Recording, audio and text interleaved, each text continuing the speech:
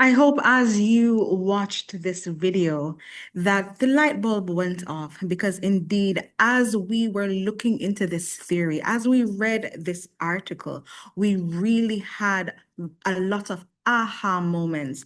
And so it is our pleasure to present to you this evening the human capital theory and how it relates to human resource development as well as workforce or workplace learning. My name is Tobia James, and I will be your starting moderator for this evening with also Mr. Andre Harrison, who will carry us through to the end of our presentation. Now, ladies and gentlemen, human capital theory. What is it? When you Just a moment, heard, Tobia, yes. Tobia, Andre, would either of you be able to share your cameras? Oh, yes. Yes, thank you.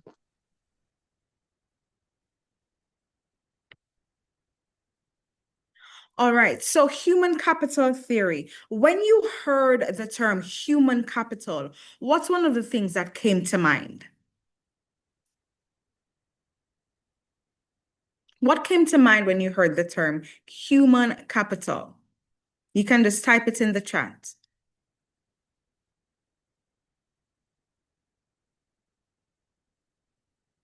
When I heard human capital, one of the things that came to me is the intangible. You do not immediately see the the you see the human capital, but you do not actually see what the value that they bring. That's what you actually don't That's see, the right? value. And that's something that probably back in those days, the Industrial Revolution, they would not have thought of the human aspect. They would not have seen the intangibles of what it is that humans bring to the work. Right? We would have understood back in those days it was all about machinery and how it is that machines evolve over time and how it is that we can use machines to make our lives easier. But they missed something very, very important. And that's what we're going to be talking about as it relates to the human capital theory. Next slide. Now, when we think about human capital, I want us to just do a little activity with us this evening.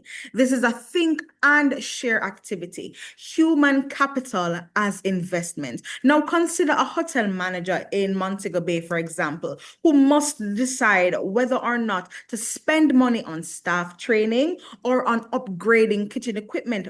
Both are important. And that's one thing we want to understand today. Both the upgrading of the kitchen equipment is important as well as staff training, but the budget can only cover one of these two things. Now, I want you to think for about 5 minutes. Think which should the manager invest in and why? And in your deliberations, I want you to consider, is staff training cost or an investment, as well as what long-term benefits could come from investing in people. So just think about the scenario a little bit. A hotel manager must decide whether they need to spend money on staff training or on upgrading kitchen equipment. Both are important, but the budget can only cover one. Which should the manager invest in and why? And consider, is staff training a cost or is it an investment? And what long-term benefits could come from investing in people? Go ahead, Carol. Are you hearing me, Tobia? Yes, I'm hearing you. All right, so for me, I'm going to be political. I think investment is the way to go. I think you should invest in his staff. Reason for Mhm. doing so, um, education and training, as we would have learned in previous class, that it increases productivity. It Mhm. also increases economic growth. And in some aspects, if the budget allow it, it will increase earnings as well. Right? So that Okay. is my take on it. Okay, but Carol, when you have the new equipment, it's going to make things go faster, man. Why not invest in the new equipment? But the new equipment is not as well, what's the term I want to say? It is not as based on the human capacity, it cannot fulfill that. And it can shut down at any given time. Well, you will have the human and the knowledge to continue with that you would have invested in them based on training. Okay, fair enough, fair enough. I hold you to that. All right, I have Tanisha and then Tamika. Hi. All right. So I would agree with Karil. We have to invest in our people because the machines can't use themselves. So you can buy all the machines, but if you don't have the persons that know how to use the machines, then it's gonna be a waste of money to buy the machines. Now, when you spend money on employees, it is an investment, right? Because your employees is using those machinery to actually make sure that your guest, in this case is a hotel, your guests are properly fed. And of course, because your guests are properly fed, you know, the whole customer service aspect comes up and they will continue to come back. So you get repeat customers. So economically, it's going to benefit the company, but also you're uplifting or you're empowering your employees with this new fancy, or even if it's the old version of the machinery that you have, you're empowering your employees to be able to use these things. And with the training that you provide as well, you're giving them access to new knowledge. Okay, So okay. that would be my take. But you know, I like to play devil's advocate. The thing them come with user manual, all of these upgrading of equipment and stuff, they have these fancy user manuals. You can It do will be scan the outdated QR after a code period of and go. time. Based on production, it will be outdated after a period of time. But that's why we need to upgrade because they can scan QR code, you can go to the website and you can get all of this assistance with using the kitchen equipment. I don't need to spend money to train persons who might not even finish my training. Huh? I can just buy the equipment and you read the user manual and you get everything that you need to get outside. Why not? No, no. Uh, all right. Be realistic. How many times have you bought something, you got a user manual, and you really don't read the user manual? You actually probably go to YouTube or ask somebody that you know that use it. Because knowledge, when I know something, I can explain it better to you than you go read it. You may misunderstand something or you may, do something wrong. But if talking to somebody, I mean, everybody work different, but when we learn from each other, the information sinks deeper. And Okay. then we can always ask for clarity if we don't understand something. We can't ask the user manual to explain this again because it's gonna explain it one way. So, Okay, I take your point. All right, Tamika. Thank you, Tanisha. So I don't have to imagine this situation. As an undergrad student, we couldn't afford to upgrade the equipment. I did mass comm. We couldn't afford to upgrade the equipment very often. And as such, what we did was to learn how to use the equipment we had more efficiently and more effectively.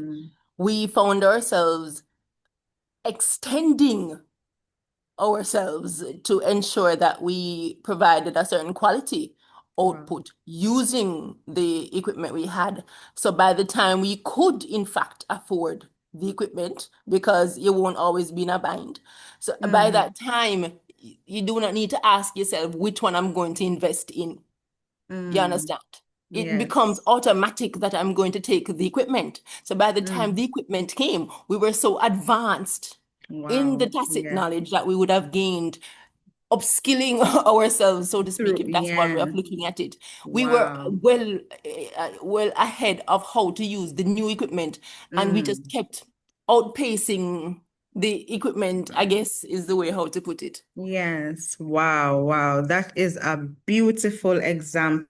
And I thank you all for sharing in this particular scenario, and it really lends itself to why the whole industrialization has evolved over time, and you find that there comes to be more of a human element. And even now, where we're at in Industry 5.0, we still see where there has to be a human element that comes into play there to ensure that even AI and all of the technological tools still come in alignment to the human element. So thank you guys for your input. Now, human capital development, when we're thinking about how it has evolved, how it came about, we want to look at what our article would have outlined. Now, of course, it was theorized by Theodore Schultz, and it was identified as human capital in 1961. He looked at the fact that there was economic growth, and we're looking at the land,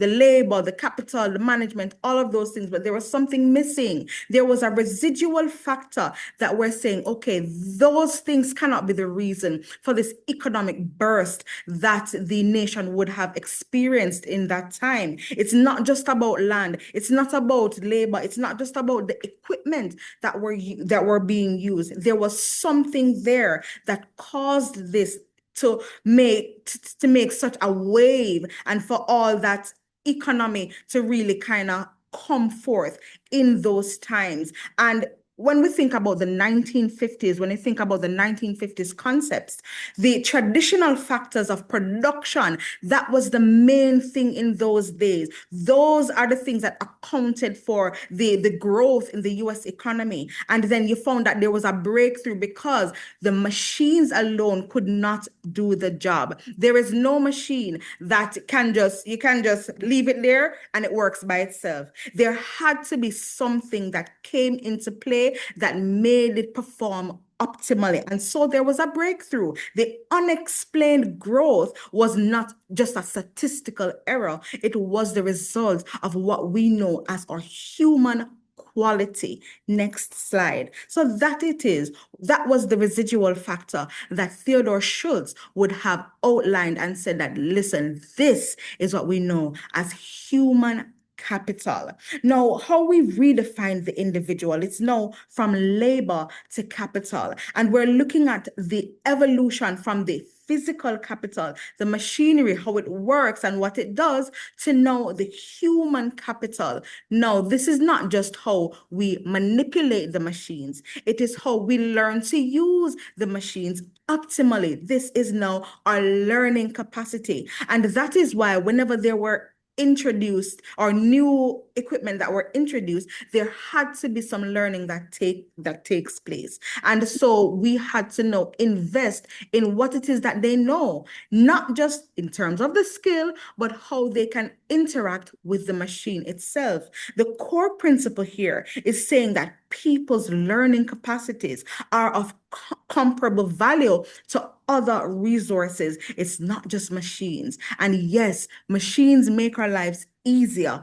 However, we want to know that this human element is what sets it apart, is what causes work to progress even more than machines would cause it to progress. And so these other resources involved in the production of goods and services, our human element is of comparable value to all of those things.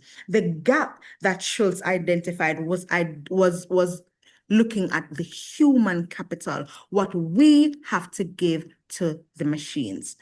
Next slide. Now, when we think of how it has been, the evolution of this value that Theodore Schultz speaks of. When we look at 1964, persons like Becker, who theorized investment by individuals in education, we realized that persons needed to know how to do the work. And so you found that there were skills development, skills and educational development. You found that persons had to be trained for the job in order to go into the job. You found that persons were saying that you needed to have these skill sets. You found that persons were saying that, okay, you need to have this and that BSc in this, a certificate in that, you found that persons were looking for that because they're seeing the human element, and the human element was being covered through education, the investment in education. Minsa now says, listen to me, there's another thing now. We're looking at economic growth attributed to improvements in the quality of labor. We want to know that when the persons are doing the work, they are doing it well. Schultz now, on the other hand, was saying that the knowledge, skills acquired through education is a product of deliberate investment. And so organizations had to jump on board to say, listen, we are now going to invest in training, in ensuring that persons are learning while they're there on the job, to make sure that they come with the requisite knowledge, skills, attributes, attitudes, everything in order to be the right fit for the job. Now, we realized that there was like a change going on, because by 1976, Blog would have said spending on self for future pecuniary or monetary and non-pecuniary returns is going to be important. Right here, we're saying that no, the individual has to see that there needs to be some investment on their part in what they bring to the table. It is not just the organization who needs to spend. It means now that the individual needs to invest in their own human capital. And by 1986, Roma would have now looked at the new growth theory, knowledge creation as a response to the market's incentives. Okay, all right, a promotion is on the floor. What do I need to do in order to be selected for this particular promotion? Right? We had to get to a place where we are seeing that there is an importance in us investing in our education, investing in our learning, investing in our competencies in order to make sure that we are responding to the market. So here we're saying from the article, education prepares the workforce, and this is from Nafuku et al., 2004.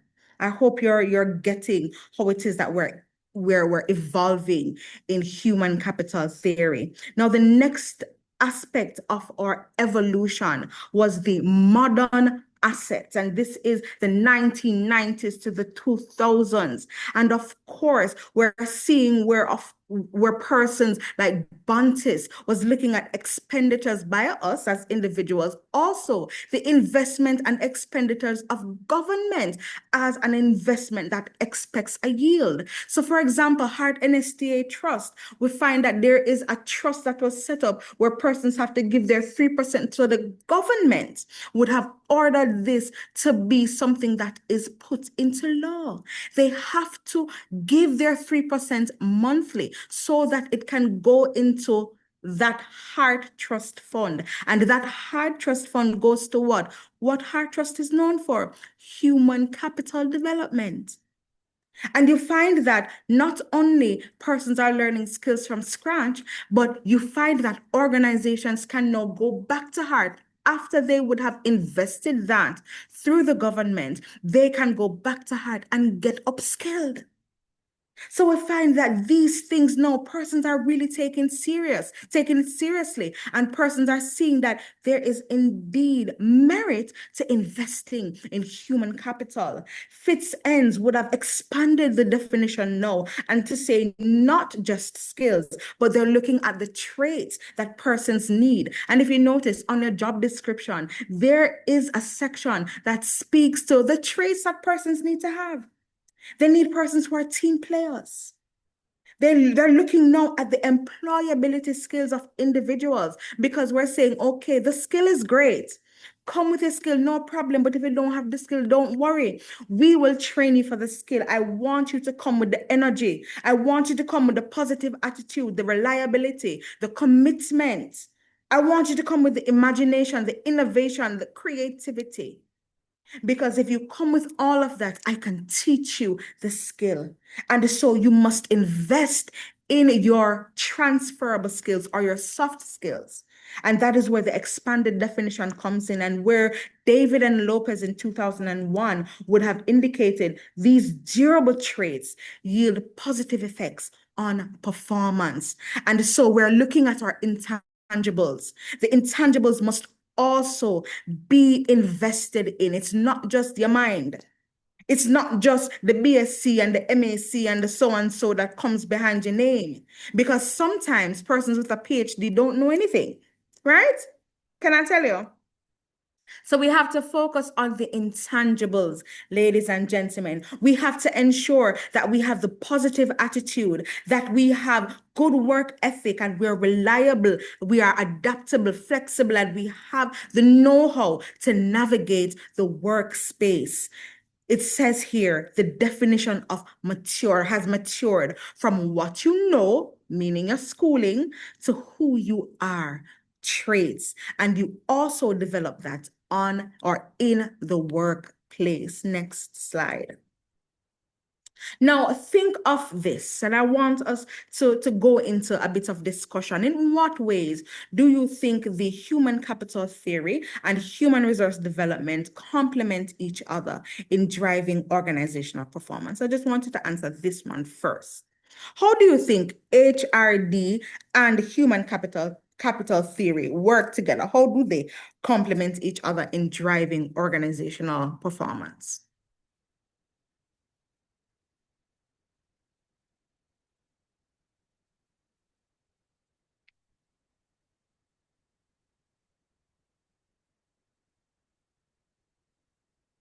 Toby, can you just repeat the question one more time? Okay, no problem. In what way or ways does the human capital theory and human resource development complement each other in driving organizational performance? How does the concept of human capital theory and what it stands for and what HRD is supposed to do, how do they work together to drive organizational performance? Go ahead, Carol. May I attempt? All right. So human resource development is basically what invest in the personnels of a particular organization. In investing these people, you can yield returns. However, human capital now basically is the one that actually designed the training system, developed the workforce, the expertise. No, I think I'm mixing up myself. So the Right, I human think it was the capital reverse, theory, yeah. yes. So the human capital theory basically links the human capital and their growth, basically, how they can improve on those persons' development, their growth. And it emphasizes basically on returns, how they can get returns from investing in you, the individual. So that is a brief synopsis of what I got from it. All right. Thank you so much for that, Carol. Yes, go ahead, Tamika. It's like, I think of it like, I'm giving you this thing for you to use, but don't think I'm giving it to you for free or just because I'm altruistic. I'm not running a charity. I'm doing this because at the end of the day, my investment in you as the human being is supposed to, so that's the human capital part, but I'm doing it because I want you to work towards my bottom line, which is the human resource development part, you know. So yes, me nice, but my niceness have a limit. I have to give me back something. That is very true. It seems like, okay, tit for tat, I'm doing something for something else. But when you think about it, how it is that the HRD is utilizing this particular theory is to ensure that their bottom line are met. And if the human element is invested in, then they can easily achieve their targets. They can make sure that their KPIs are attained. And it might seem kind of selfish, but listen to me. You have to make sure that your employees are good before the company is good. Can I give So you a many times perfect we do it example, Tobia? in the reverse. Yes, go ahead, Carol. I remembered a couple years ago, my boss sent me on a training. Mm-hmm. And when he sent me on the training, and the other day now, the department decided that they are going to expand and they want persons to apply. And my boss said, oh, in the open, invest in a year, no, man, I'll let you go. So you can tell them, Okay, say, bye-bye, tata. Me done okay. invest in you. I need to get back my returns from you. Listen, listen, and that is just what it really is. When you think about how HRD is supposed to be viewing us, because they are the human resource development, and it's not the financial resource development, it's not the physical resource development, it is the human resource development. They are supposed to be the ones that are thinking about the human element. What can I do to make sure that my staff are okay so that the bottom line can be met? And that is just simply what it is. And that is how human capital theory and the human resource development department, everything like that, that is how they complement each other. That is how they work in alignment, ladies and gentlemen. Now, I wanted to think of this on a side, just as a side. And I think I might put it in the chat for you to think about which of these do you think has greater impact in practice? Is it human capital theory or is it human resource development? Just something to think about. Next slide. Now, when we're thinking about how it is that we get from one to the next, consumption versus capital formation, we're now going to be looking at the expense. That's the consumption, right? Because that is really what it looks like. It looks like we're eating up the whole of the money to go train some people, but it's a thing. It's a method to the madness, right? Now, when you think about how you get from one to the next, when you think about instant gratification. That's what happens when you have to replace machines. All right, something break down, we know that we just go on, we call the supplier and we order our next one and we get that. And that's immediate. But training, it takes a little bit more time. Learning on the job takes a little bit more time. However, when you think about it, what has the more lasting effect? As I think it was Tamika and even Carol, Tanisha, everybody said it. It can break down. So your instant gratification that you would have received in replacing that particular machine, you now have to go and buy another thing again. So you find that there is more expense as opposed to when you think about the future benefits, the lasting effects of education, training, and learning on the job.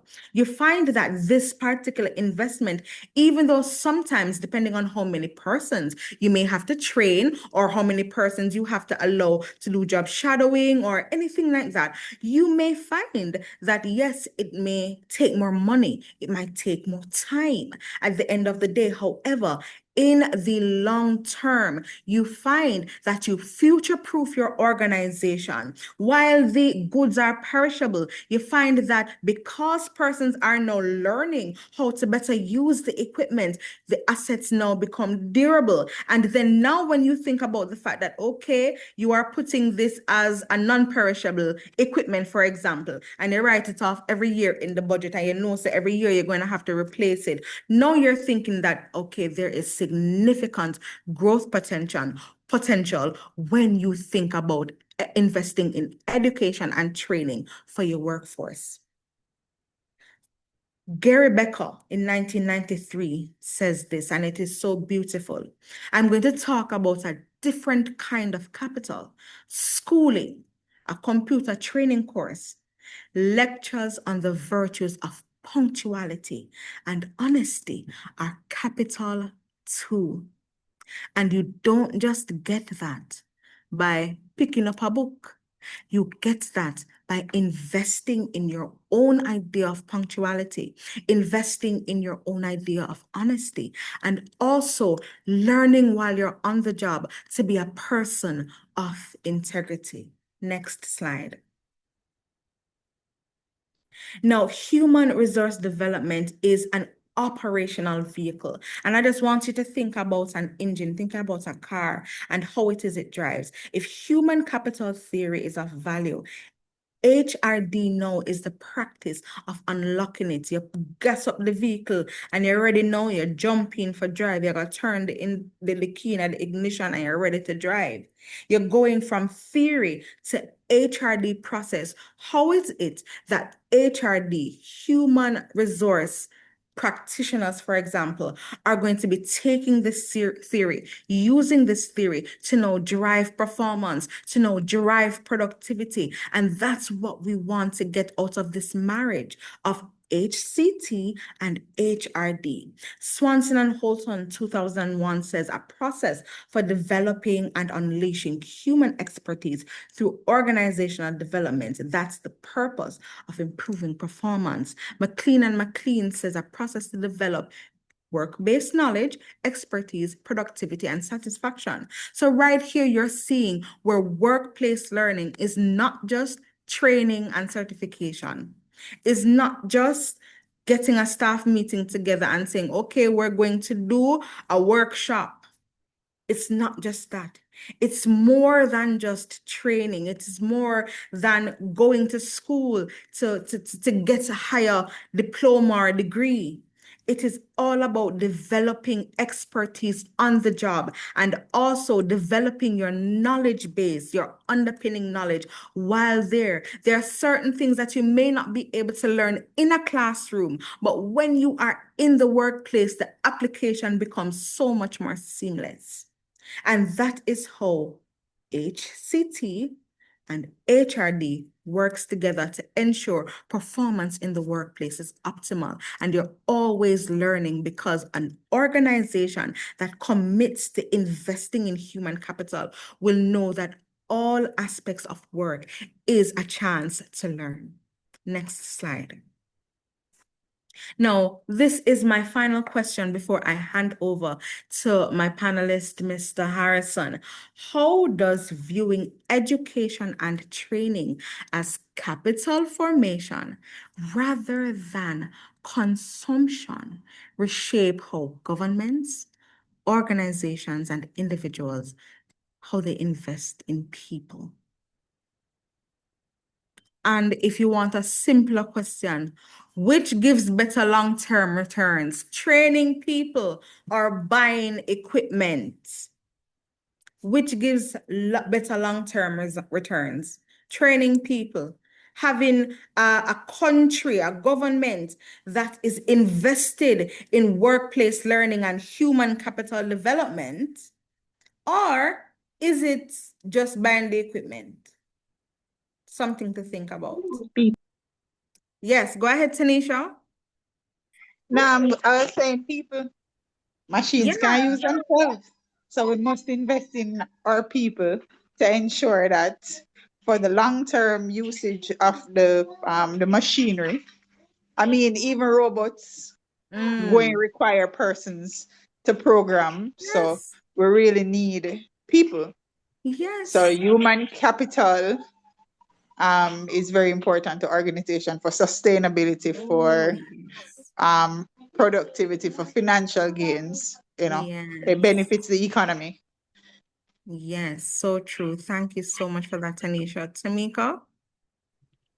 I am taken back to the definition of workforce because we fail to remember that at times the definition of workforce includes those people who will enter said workforce. Workforce, oh yes. It is necessary to shape tomorrow's workforce today. What kind of labor market? What kind of human? The word resource is not to be taken lightly, you know. Lightly. Water Oh, come on. is a resource. Yes, yes. And we have water management in place and all kind of things, ministry dedicated to water. That is how we view resources, but these are natural resources. Yes. And we fail to remember that human resource, the human is also a resource. And as it's the most valuable. Jeez, there are ways. It's valuable. because the Yeah, kind of workforce we need tomorrow, we must begin to shape it today. today. And that is Yeah. why it will always be the better choice when you are faced Yes. with these challenges. Oh, yes. Oh, yes. Lovely. I love it. I love it, ladies and gentlemen. Listen, human capital, we are capital and we are a resource. If you can imagine that, we are capital and we are a resource. And when we do things like upliftment or investment in our competencies, in our education training, in our learning, we become a more fervent resource. And so I now turn over to my panelist, Andre Harrison, who will take us through the rest of this webinar. Andre?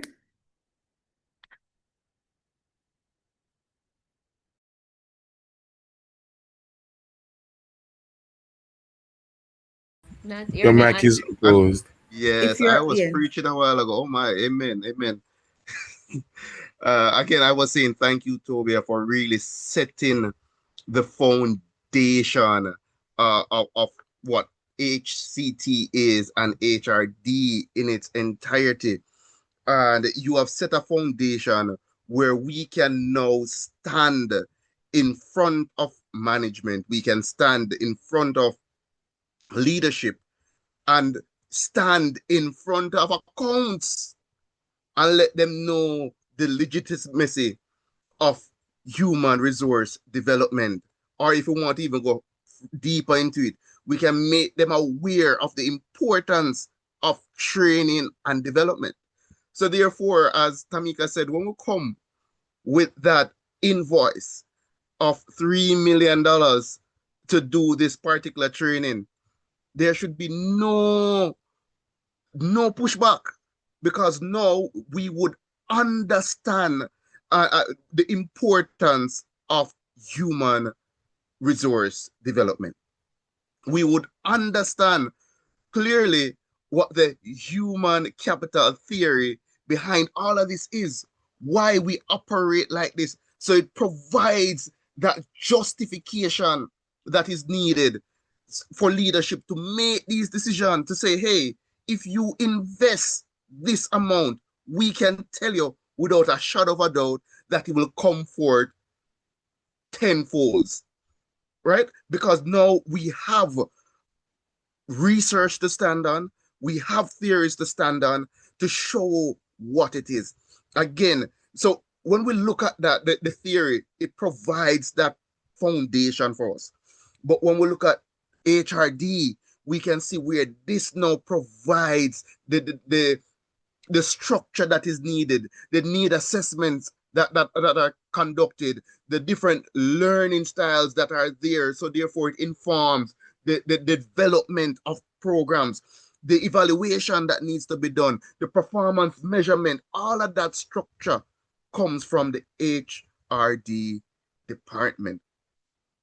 So I'm here this evening to really just to cement everything and also bring forth that relationship between HCT and HRD to really tie them in together, to see that their gears working together in this clock that we are a part of, such as life, right? And also provide the, well, I must say Toby has set the platform already, so that there's no doubt we can go and say that, hey, training and development is a must. It must be a part of the budget. And it shouldn't be a little piece of the budget.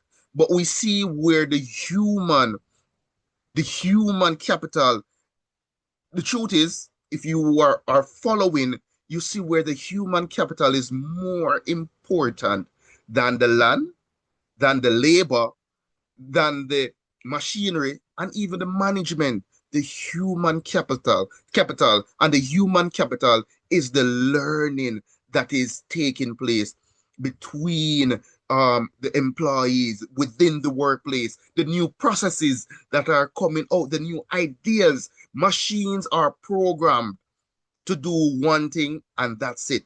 The human part of it keeps changing. We keep learning, seeing different things, coming up with new ideas. And that's all a part of the human development cycle. So with that theory set, it is also my job as well to inform you of the benefits, or let's say the return on the investment, right? And again, there's basically two forms of return, whether it's the pecuniary returns or non-pecuniary returns. And clearly we see here on the slide that the pecuniary returns is basically those that you get monetary, right? So you get a higher wage salary because guess what? You have participated in different training. I can tell you for without a shadow of a doubt, with my organization, for you to go to the next rank right now, you have to go through the a particular training before you can go to the next rank, before you can get higher wages, right? So it's you see where it's important. And also, if you want to get to that higher wages quicker than somebody else, you also can do that by yourself. By investing in yourself, going to school, getting your degree, that will also push you further to get higher wages and increase your earning potential. I remember with the last cohort of EMTs that I would have participated in, developed the training plan for them. And I could say to them without a shadow of a doubt, you participating in this emergency medical technician training, it opens new earning potential for you. And even now, I have participants who are saying to me, it definitely has done exactly that. So the more we invest in our people, and the truth is, when people realize that they can expand their wings and even increase their earning, without a shadow of a doubt, you'll see that that will also cause a retention within the said company itself. But that is it. That is all good and well when it comes on to the wage and money side of it. But when we look at the non-monetary returns that we have, when we invest in ourselves is not, let me put it this way, invest in ourselves is not limited to gaining extra income. Investing in ourselves can look just like a doctor visit. Health fears are also non-pecuniary returns to as well. So investing in yourself, getting that checkup, ensuring that everything is all right with you is also a return on your investment.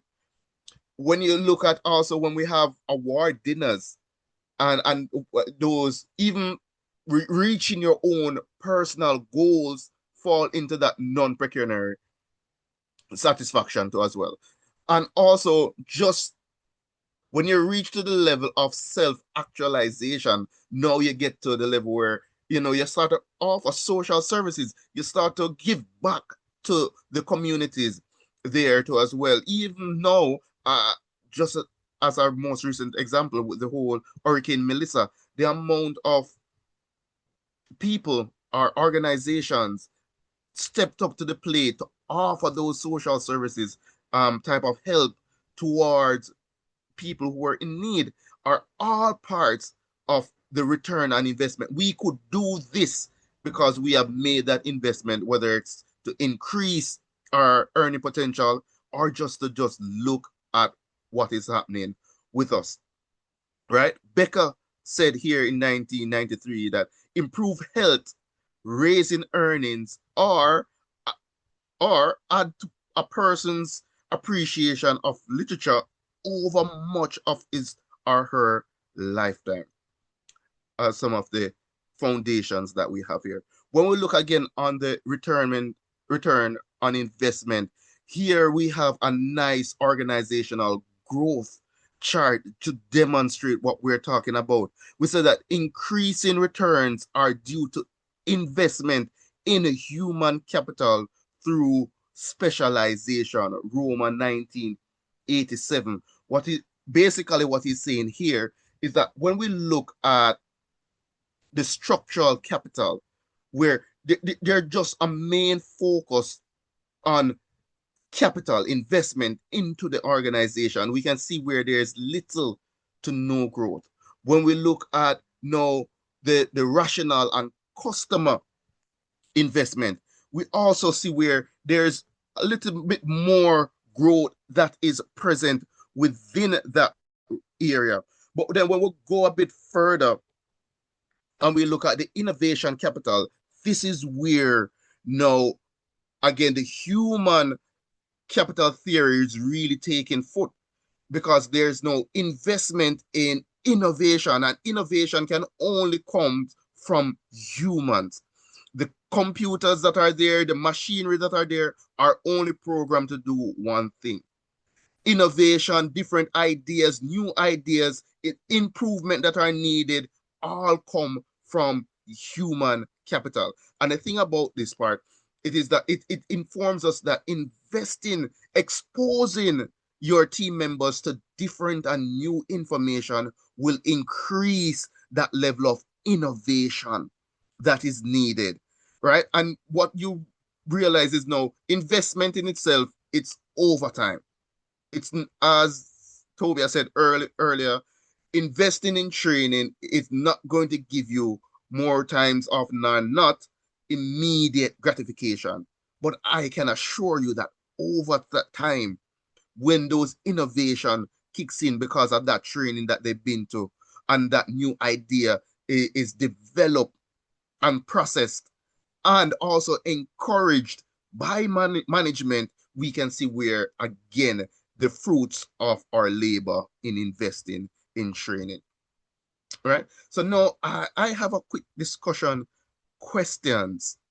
Of course, we have the critiques out there, and also we have to look at the ethical considerations. So let me ask the question: do you agree that treating people as capital empowers individuals as investors in themselves, or does it risk reducing human beings to economic assets? Right? Let me ask the question again. Do you agree that treating people as capital empowers individuals as investors in themselves, or does it risk reducing human beings to be economic assets? All right. Go ahead, Tamika. Without apologies. The human is a resource that is to be marshaled for the benefit of a country. Yes. Right. While one works for one's country, one must also be working towards one's own development, because it is a give and take situation. Ask not what one can do for one's country, but what one country can do for oneself. I do not remember who said it. You understand? And it sounds so harsh, but the human is a resource. We are a resource, and we have a responsibility. It cannot be a situation where, like, the Ministry of Labor and National Security and Social Security, we're looking to them for when we're unemployed, and we're looking to them for benefits and so forth. We just want. But there is also the other side. There are duties as well as responsibilities. You have a role to play. And all I'm doing is trying to assist you to do it efficiently and effectively. That is so true. And if I could ask Tamika real quickly, should we be investors in ourselves? Yes, it is necessary that we do what we can to develop who we are individually. So, but the government has, at the macro level, the government has a responsibility. At the meso level, the organization has a responsibility. At the micro level, it is our responsibility. Right. Definitely. And I will also argue that at the organizational level, companies more oftentimes than not fear investing in people because of the fear of people moving on. But then we have to realize that everything cascades into Jamaica in itself. If you invest in yourself, to be better, to have health. Let me just even go with that. Just to have health and be a healthy and productive person overall, you're helping Jamaica. If a organization invests in somebody to be better at their job, to develop a new skill, and tomorrow they leave, they're still investing in Jamaica. They're still looking to improve Jamaica. Because this said person who moved on to another organization is going there to use that said skill, right? Go ahead, Tamika. We also, however, should be mindful of the fact that the organization has a responsibility to its own shareholders, and its bottom line. So it is, Definitely. I can appreciate how they would want the investment to be manifested within their own organization. I really do have an appreciation for that. Not everyone is as patriotic as we would like the other to be, but I appreciate the fact that an organization would like their own bottom line to flourish because it is capital. That is just how capitalism is, so it's a give and take. But if if I were in HR, I'm not operating a parking lot. I would like you, if you're in the same position for 13 years, your HR broke. You have to clean out the HR. Seriously, it cannot be that you're in the same position for 13 years. No one has come to you and said, what is your goal? What is the plans that you have to develop yourself? Where do you want to see yourself in 2 years? Huh? You can learn so much tacit knowledge and no more. Seriously. There is only so much tacit knowledge you can learn, and tacit knowledge is that which you learn as time passes, that which is not in your job description. There is no manual. It's things you pick up as you go and do that every day doing the job. You understand? So when new persons come, you can tell them all kind of things, and them say, "So how you know that?" Because I've been here for 13 years doing the same thing. You Right. understand? So and also tacit knowledge is a disadvantage. When someone leaves after 13 years, they take that 13 years worth of tacit knowledge with them, and it sort of sets you back unless you have captured that tacit knowledge in. Look here, I don't want to take away presentation. I do not want to take away presentation, but I'm telling you, I'm passionate about HR. I'm very passionate about HR. You understand? But it's only 45 minutes. My apologies. Yes, no problem, ma'am. Thank you for really engaging with us here. So the truth is, and as we said before, once we look at it, and again, these are some of the arguments and consideration that will come from critics as well. And as I said before, I think it's in our, I think it's either in the staff order or in the public sector act that speaks to even temporary persons. When temporary persons come into an organization within government, I think you can include them in training after 90 days. And I think that's in the staff order. After 90 days, you can include them in training, but yet still, we still have organizations who kind of hold back on training these people because, again, of the fear of losing out on an investment. But again, when we look at it on in like a national level, it's the country in itself is not losing with this type of investment. All right, so let's go next slide here. So again, we're addressing the critics and we're looking at asset or commodities. So one of the major criticisms that are out there are the major critics behind HCT is that it treats human as machines or leads to exploitation or labor by capital. And Becca, again, is the one who highlighted that people may see this as we exploiting people by investing in them, we're trying to exploit them. But on the other hand, we, again, investors in self, the defense of it. So here it says HTC elevates the worker by viewing labor as capital. The employee becomes an owner of their own asset, capable of investing in themselves for future return. And again, similar to us here, this evening, we're here investing in ourselves, again, owning some of the stuff that were taught to us in the workplace. So we have those, we have formal education, and now we have invested in this organization, meaning that we have been there for years learning the different processes and how to do stuff and best practices. And those are things that we have for ourselves. Really, the organization can't take those from us. And these are things that we can carry on to different organizations and implement it. So just even being in these organizations, we are investing in ourselves. And of course, we can look for future returns, whether it's higher wages or higher earning potential.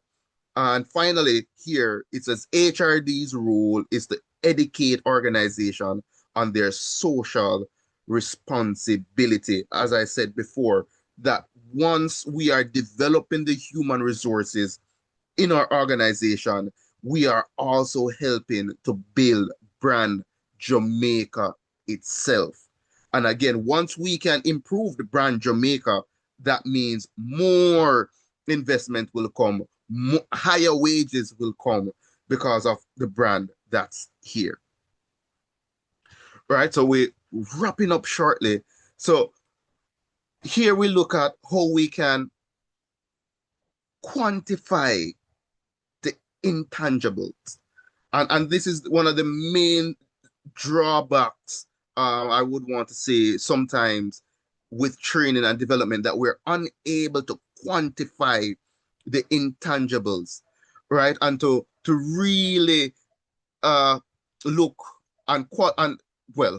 and measure the impact of the trainings that we are putting on and the education, right? And here, define the method. We must quantify returns on education and training.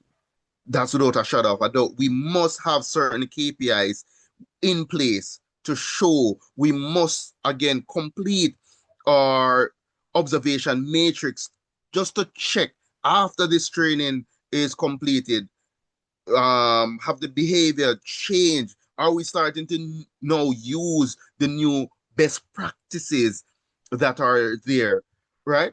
We also have to, what our next point now is to demonstrate the value.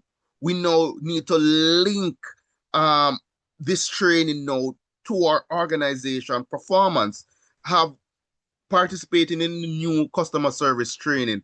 How has it increased our quality of customer service? When we get back those feedback survey, are they showing that there have been improvement in our responses and how we deal with our clients? Are our clients now appreciating what we're doing, right?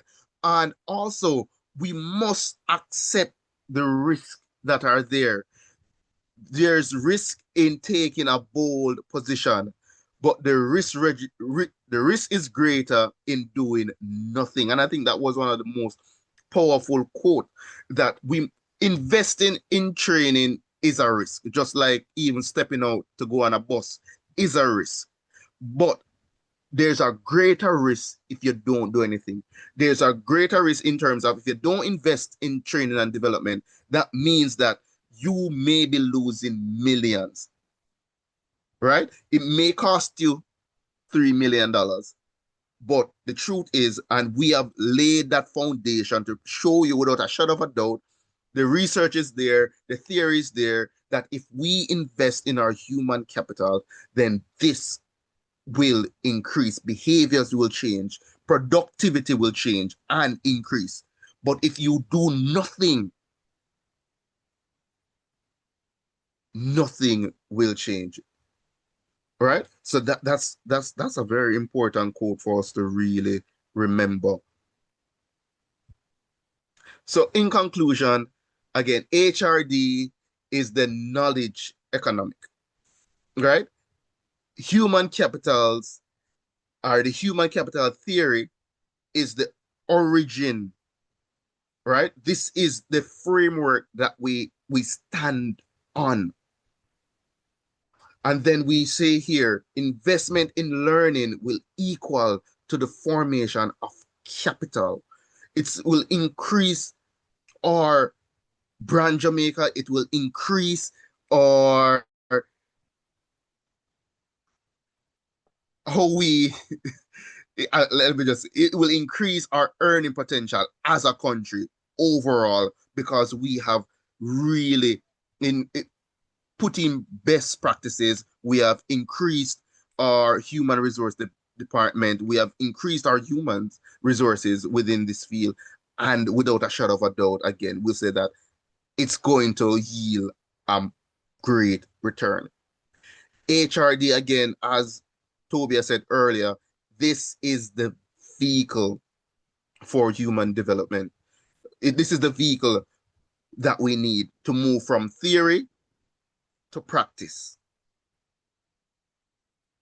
And in closing, the future of HRD is to position itself explicitly in terms of human capital development within the context of the knowledge economy. And that's our presentation. I think I have one. Yes, I think that's it right there. Any further questions, any clarity that is needed, we'll take those questions now.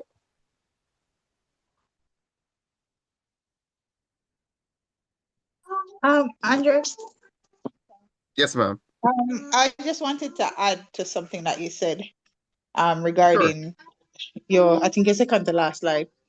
For you can know when you go to a company, you know companies right off the bat that spends on employee or human resource, human development.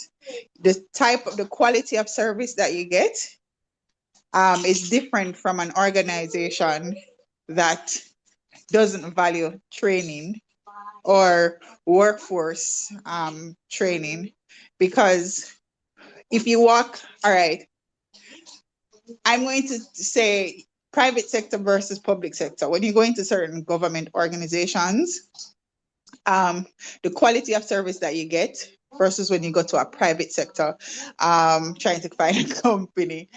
But you can see, and even in private sector companies, you do have some companies that don't spend a lot on training, like they don't value training and development, and that is when the bad service comes, and you find out that these companies really lose a lot of money annually because nobody wants to really do business with a company that, you know, your staff, you can see it. Your staff is not enriched or empowered. So through training, and so therefore them just do what them feel like for them. So as you guys mentioned, you know, human resource is very important, and companies should actually invest heavily on this because the humans is the most important aspect. And I think also sometimes managers, because they're at the top of the food chain, they forget that they're also a part of the human resource. So that was my 2 cents. All right. Thank you for sharing that. I really appreciate it. Yes, Carl, go ahead. Not a question, Andre or Tobia, Sure. but my takeaway from this article review and presentation, basically it reinforced my idea that people are not just labor, right? And when an organization and the government invests in education and training, they're basically strengthening the foundation of long-term growth and competitiveness within the country itself. This presentation also helped me in terms of where workforce development lies, that it's a strategic driver rather than an operational function.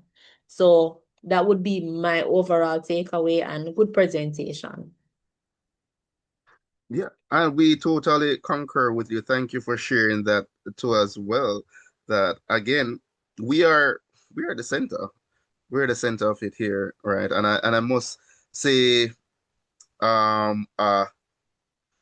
oh, I want to coin this now to my classmates who are in the workforce training and education sector. Like, you guys are at the center of it all, and continue to invest in yourself, and again, continue to be the ambassadors of training and development, as we see where it is the center of every organization right now. This presentation again emphasized that training and development, and not only just training and development to say that it's just training to do hard skills, but the importance of even informing people of investing in themselves, in terms of informing them of the importance of medical checkup, informing people of the soft skills, the punctuality, things like this, working in a team building. So HRD really encompass all of this.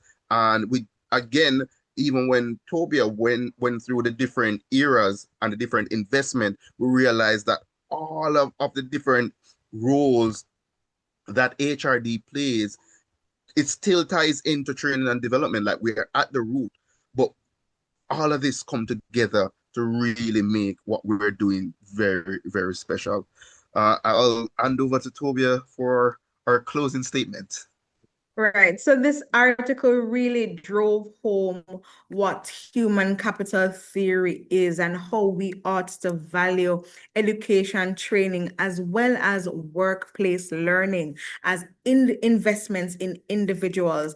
We want to make sure that persons understand that while it would have been coined or discovered in 1961, the emergence or the evolutions that would have taken place would have made it what it is today. And this article in particular from NAFOCO would have outlined all of the changes that would have taken place to allow human capital theory to be something that does not only focus on just education and training, but also on the non-pecuniary aspects, meaning the non-monetary aspects, meaning your traits that you should develop for workplace that you will find either coming from innate or something that you learn on the job. And it really drives home that HRD ought to not only invest in education and training for the staff, but also invest in ensuring that the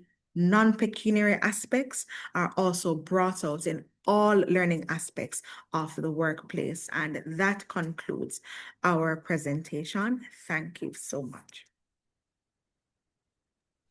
Okay, thank you very much,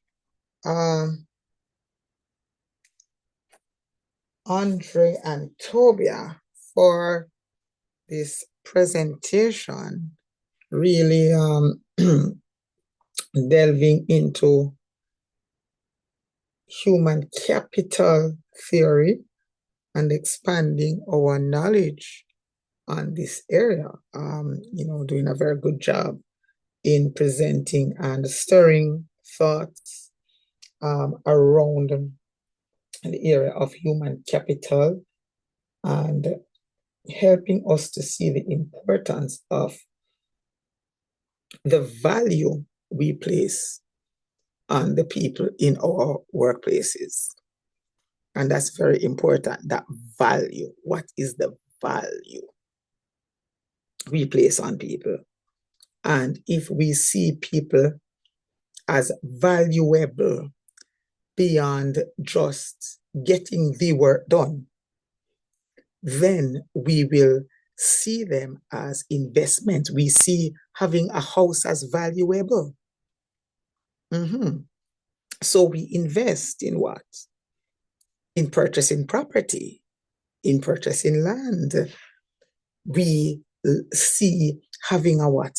A lovely piece of jewelry as valuable. What do? We save up. We do all kinds of things until we are able to what? Procure that. And then we are going to treasure that, right? And we put it in, whatever thing it is so it won't get soiled, and, we preserve the value of it and we shine it up, and we might carry it, go down to jewelry collection and get it cleaned. Don't we do that? Yes, with things we continue to be valuable. So what this is taking us to is how valuable, what value do we place on human beings? What value do we place on them? And if we value them, we will want to invest in them, invest in making them better. Should we say that? All right? In enhancing them in ways that are going to also serve us, right? Because again, we come back to HRD, learning in HRD. It is about improvement, improving performance, improving output, improvement in various ways. And when we invest, right, in whatever it we consider valuable, it improves. It improves. And we have the land, we put a nice house on it. It improves the value of the area. Yes, it does. I mean, you put on something nice and go down the road. I mean, you invest in yourself. I mean, yeah, you look more valuable in terms of how you look. How you look matters. It does matter. Yes. So what value do we place on people? And that's the core of it. How do we see people? So as we are working in HR or, whatever area we might be working in, where we now have to deal with people, what value do we place on people that will cause us to see them as valuable enough for us to invest in their learning, invest in their growth, and very importantly, even as Andre, I think it was, in the presentation, spoke to other things that we need to, Tobia also brought it up, other aspects of the person that we need to invest in. All right. So the HR function, critical, as you are saying, there is not just an operational function, right? It is a strategic function, right? Where you are looking at developing the person in his or her entirety. So as we look at human capital, looking beyond just training now, looking beyond just learning now, but as they are saying, how do we invest in somebody's health? When someone is healthy, he or she is able to do the job better. And we talk about health, and we might just be looking, for example, at physical health. But hello, in order for someone to come up with the innovation that you spoke to, people need to be healthy mentally so that they can think, they are less stressed. They feel like, okay, I am valued, I am okay. Therefore, it is okay for me to what? To lend my knowledge in this area. If people are not mentally okay, then they are going to be having a problem to do some of the things that we want them to do. So investing in their health, right? Ensuring that what? Their children are taken care of. So you want them to stay at work until what? Until 5 o'clock or 6 o'clock. But they're what? Then their child is at school. And they are worried about their child being at school until what? Until 6 o'clock. And what is happening when the child is there? Have a daycare center. Yes. How do we invest in people, in their learning, in their training, in their health, in the different aspects that cause them to be? We are holistic beings. We are whole beings. Right? What various aspects of us as humans, all right, are we looking at? Are we taking care of? Are we ensuring that they are okay so that these persons can function at their best? We want the best from people, but we are not helping them often to be their best. Right? We are expecting people often to produce things, right, with the capacity that they don't have. Yes, because sometimes they don't know the thing. So yes, you buy the new machine, Miss Toby, and you put the new machine there. But they don't understand the machine. And yes, the manual is there, but there are some things in the manual that they don't understand either. Right? And then you are quarreling with them. And then guess what now? You want them to read the manual, but you don't even give them the time to go read the manual because you put the machine there. And by the time you put the machine there last evening, this morning when they come, they must use the manual, and you did not make time out of the morning to say, okay, we have a new machine. Let's all gather around this machine and let us see, okay, this button, that button over there, what it means, and we invest in them now, understanding the machine. But you put the machine there and you expect them tomorrow to come and be able to use the machine. Yes. How that work? So you not even give them time to read the manual. When must they read the manual? In their own break time? No, you want them to do the work. Give them time to go learn it. Yes, that is investment in human capital. Yes. So you've brought forth some very, very, very important ideas. So we're talking about HRD function, and part of what should be understanding here as we reflect on these various topics is understanding our role and function, even in respect to HRD, how we see ourselves, how we see what we do. All right, expanding that. But yeah, man, this is critical, very, very critical.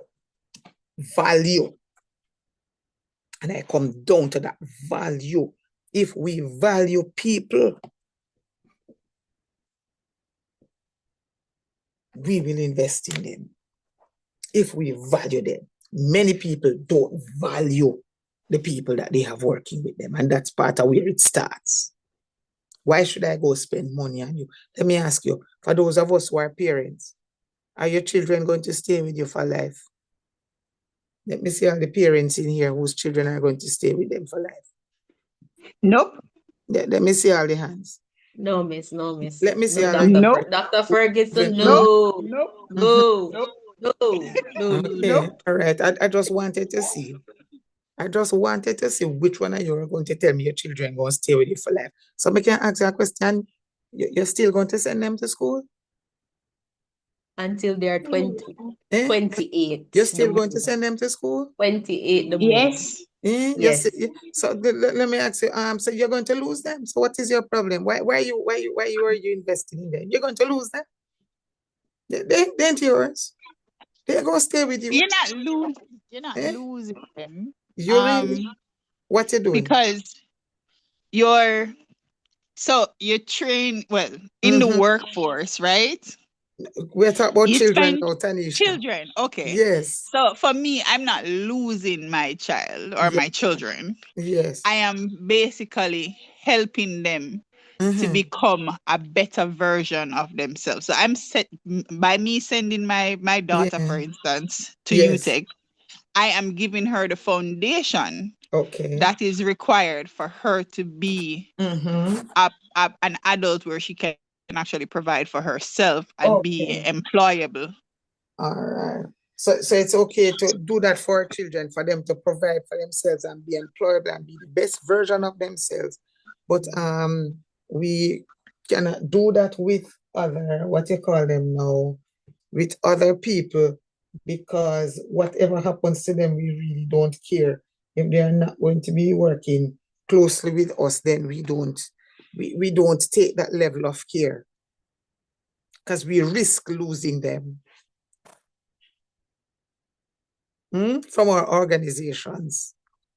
But if you train somebody and you properly and if you invest in your employees, it is very for the immediate effect, them not gonna just take the training and run. They're gonna work with you a little bit. It is, but sorry, Miss, go ahead. Yeah, go ahead. No, I want to hear what you say. So when you for me, I can't and what I've seen, right?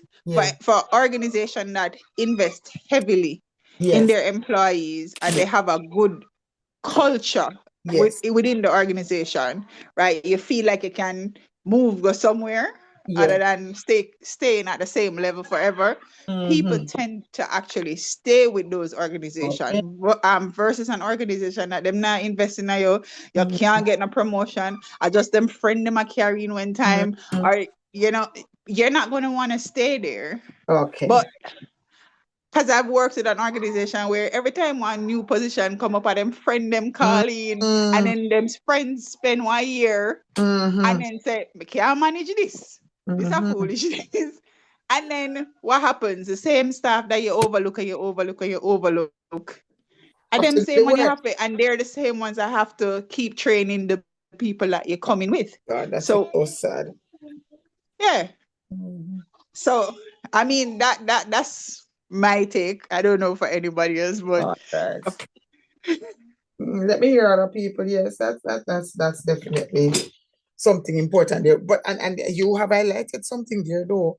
When you invest in people and you show that people that you value them, people also see that, and people feel more what is it, bonded to you. You know, there's a greater connection, and so they feel you know, more connected and desire even to stay with you longer, right? When they see that you value them. Yes, they see that you value them.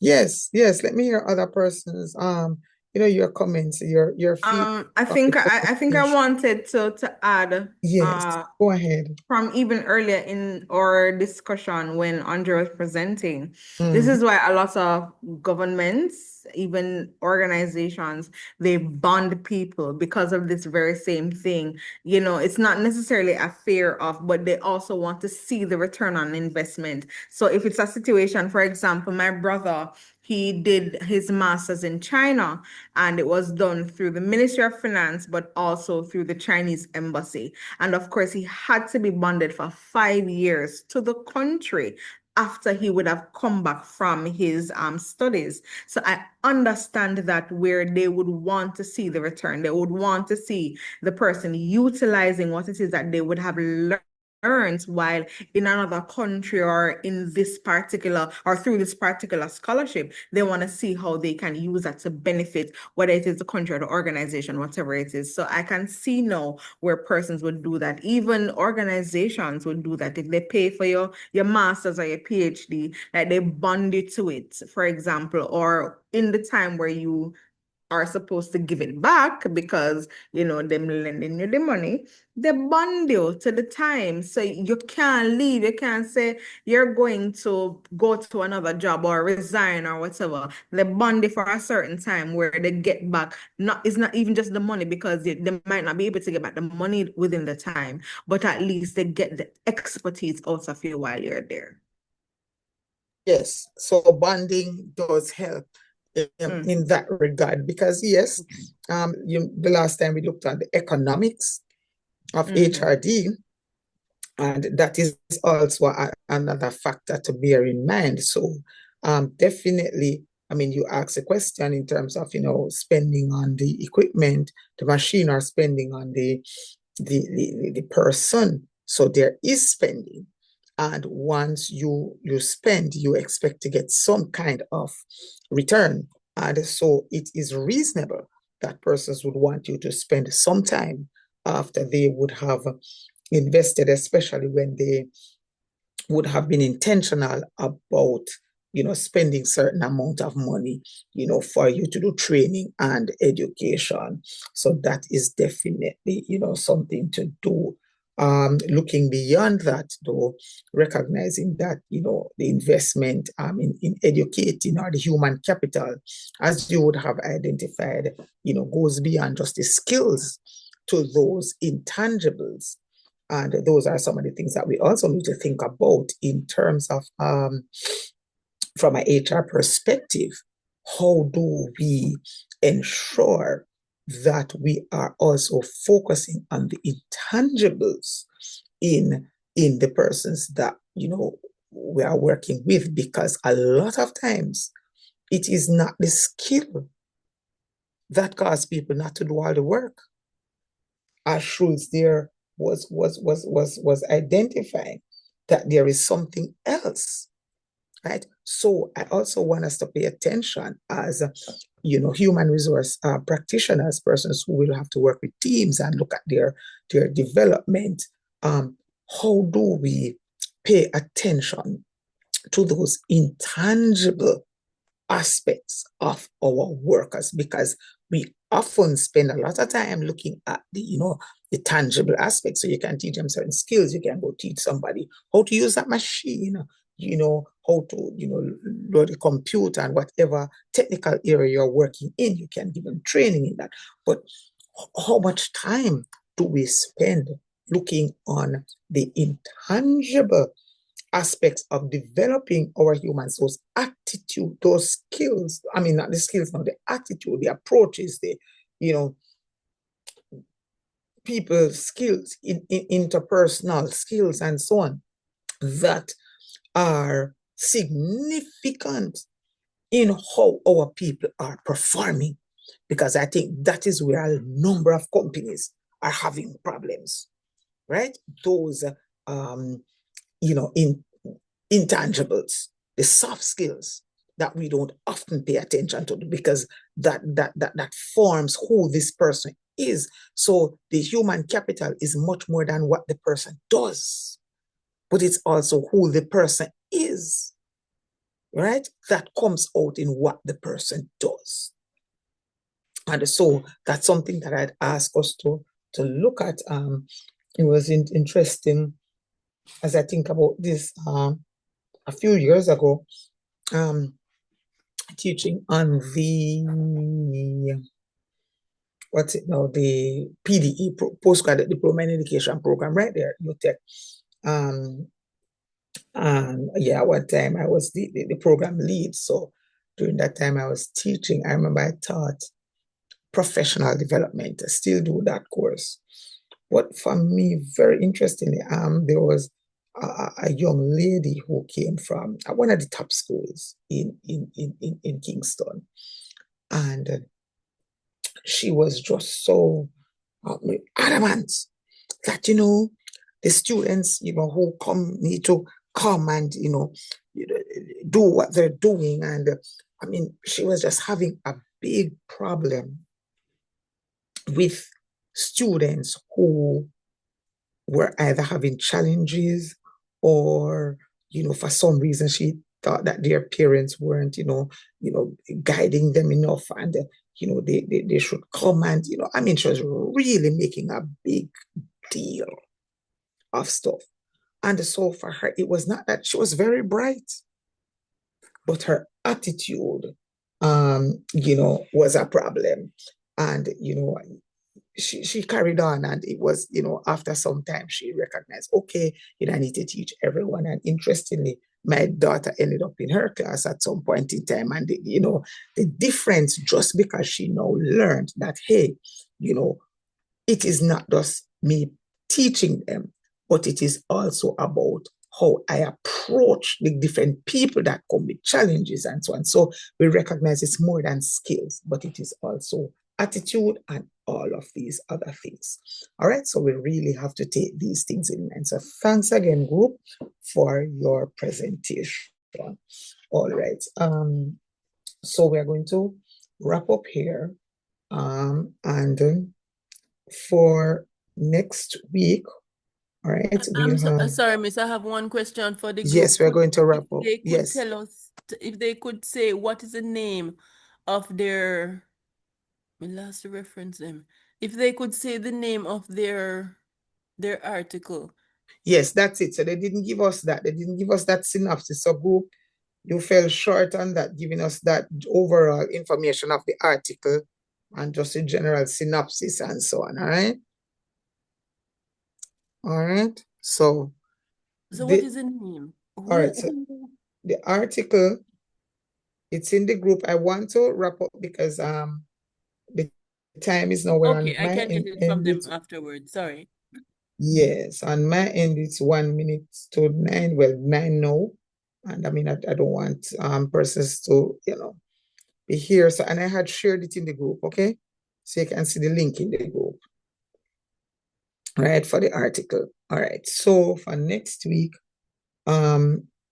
groups, Let me see now. Yeah, we should have had group 2 and 3 this week. So next week, we will do group.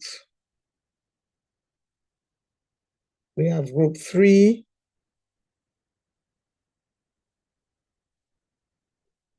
Next week, we will do group.